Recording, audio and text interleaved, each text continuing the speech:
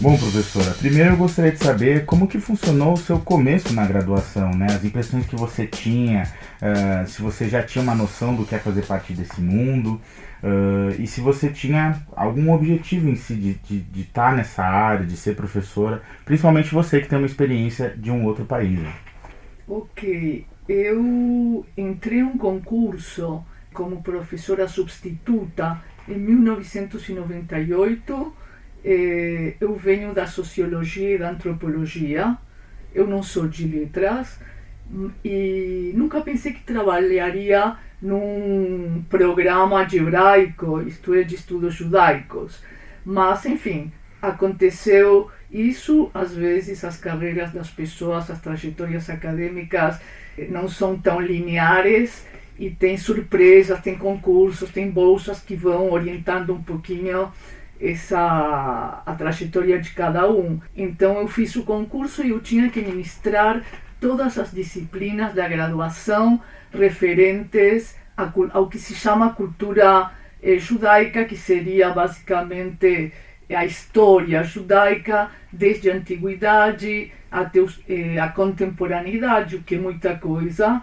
Mas como não sou historiadora, sou antropóloga, eu acabei organizando as disciplinas por tópicos, não necessariamente organizados cronologicamente, mas por tópicos que me parecem ser os mais relevantes para que alunos de uma universidade pública consigam entender o que é essa cultura e civilização judaica milenar, etc. Você teve dificuldade financeira no começo da carreira? Você precisava trabalhar à parte, assim? Como que é? Porque a gente tem muita essa idealização do se formar na graduação e tá com a vida feita, né? Mas a gente sabe que esse processo da vida acadêmica, da pós-graduação, não é bem assim, né? Não é bem assim. Eu fiz a graduação, a licenciatura na Argentina em Sociologia e desde o segundo ano comecei a trabalhar. Fazia bicos, basicamente. Depois consegui o trabalho em agência de publicidade, que foi um pouquinho mais interessante. Fiz um mestrado em Israel e lá sim eu já trabalhei como assistente de pesquisa, ganhei uma bolsa e vim aqui ao Brasil. Sou brasileira, mas fui embora com 3 anos com a minha família. Depois, por questões familiares, voltei. Fiz o doutorado, um doutorado com bolsa sanduíche na Unicamp, voltei a Israel e eu sempre trabalhei. Sempre tive bolsas a partir do mestrado, o que me ajudou muitíssimo. Mas aqui no Brasil tive que dar aulas de espanhol, enfim. Eu acho que para fazer uma pós-graduação é necessário persistência, paixão e muita sorte, bolsas e bicos. Acho que essa é a receita, pelo menos a que eu poderia dar. Muita persistência.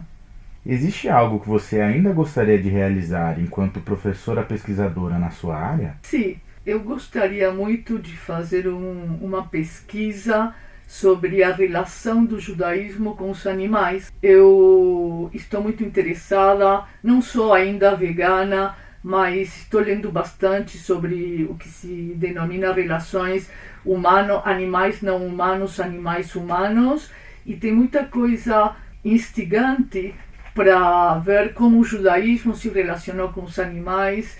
Eu trabalhei um pouquinho isso na minha última pesquisa, mas não foi o foco mais importante. Eu gostaria muito de fazer isso. É um campo muito rico, desde os animais que aparecem na Bíblia, nas fontes judaicas e nos romances judaicos, enfim, como aparecem na religião judaica. E no Brasil quase não tem nada, quase não tem absolutamente nada. Então esse seria um grande desafio que eu gostaria de passar por ele. A habilitação do hebraico, ela é mais focada em tradução, academia ou no próprio idioma?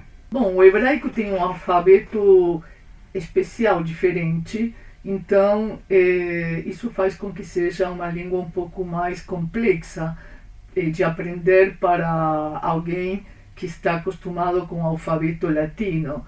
Então, no curso de hebraico, a língua é basicamente usada para traduzir textos ou texto bíblico, outros textos canônicos do judaísmo, dependendo do nível do aluno e do empenho do aluno, ele conseguirá ler algum conto curto em hebraico, mas a parte da fala não é o forte nosso. Eu gostaria de entender um pouco melhor como funciona a inserção da religião na habilitação hebraico. Ok, então eu vou lhe responder como antropóloga porque é disso que eu cuido.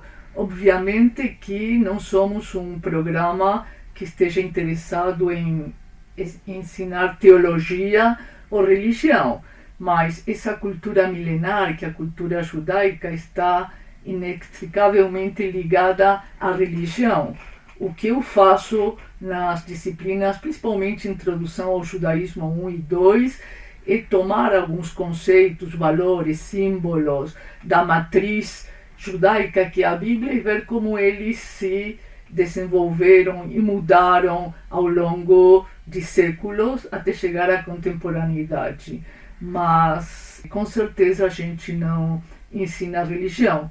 Inclusive a professora Susana Schwartz, que ensina a Bíblia, ensina a ler a Bíblia a partir da crítica literária. Então poderíamos dizer, como costumava dizer a professora Berta Waldman, que lecionou durante muitos anos no programa, a partir dessa perspectiva, Deus é um personagem.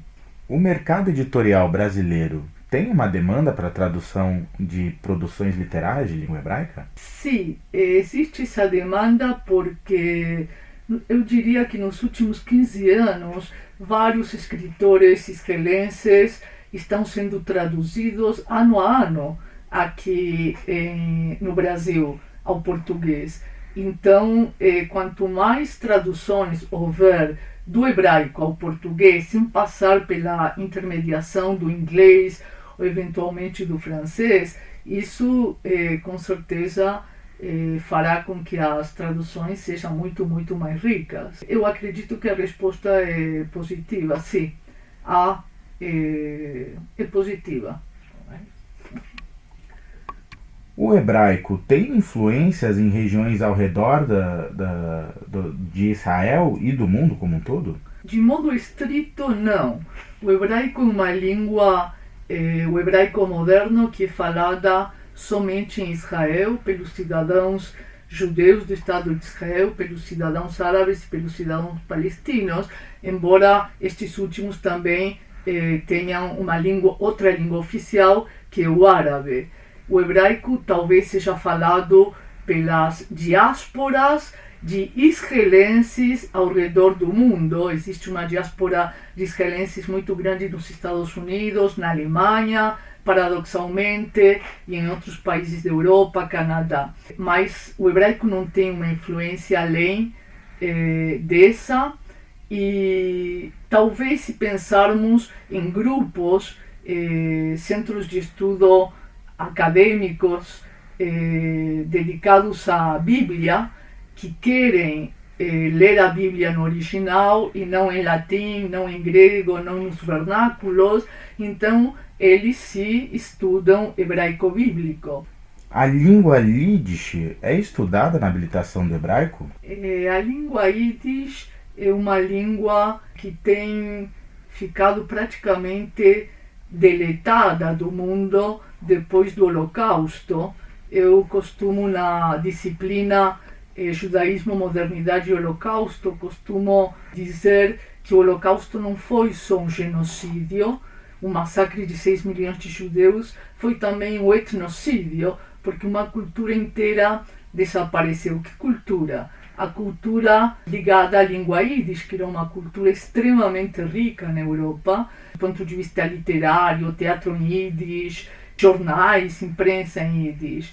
Hoje existe um revival do Yiddish e o Brasil, em nosso programa, faz parte desse revival. Temos agora disciplinas de extensão em Yiddish, nas quais se leciona a língua Yiddish. Tivemos grupo de tradução do Yiddish ao português, que foi muito interessante, do qual saíram 2 coletâneas de contos. Enfim, eu acho que nesse ponto estamos bastante sintonizados com o que acontece em outros programas de estudos judaicos ao redor do mundo. Você que teve uma vivência global, universitária, você tem algum conselho para quem deseja estudar em faculdades fora do Brasil, dentro da habilitação hebraico? E quais seriam as principais diferenças do que você viu até agora, do que as faculdades estrangeiras abordam na habilitação hebraico e o que a gente tem aqui na USP e no Brasil como um todo? Eu sempre recomendo a meus alunos, principalmente da pós-graduação, mas tem também algumas bolsas para graduação, que tentem alguma experiência no exterior, alguma experiência acadêmica. Qualquer experiência no exterior é importante para a formação de toda pessoa. Agora, para um estudante, uma experiência fora do seu país de origem é uma coisa fantástica se olharmos a partir de diferentes perspectivas. Então eu aconselho muito. Nosso programa de hebraico é um programa muito completo. Geralmente nas outras universidades, inclusive em universidades dos Estados Unidos e da Europa muito conhecidas, não existem programas de hebraico em nível de graduação. Existem pós-graduações em estudos judaicos. Então, o que se conseguiu aqui no Brasil, e pensando que a USP é uma universidade pública, é uma façanha que não tem quase paralelos, tirando, obviamente, o Estado de Israel.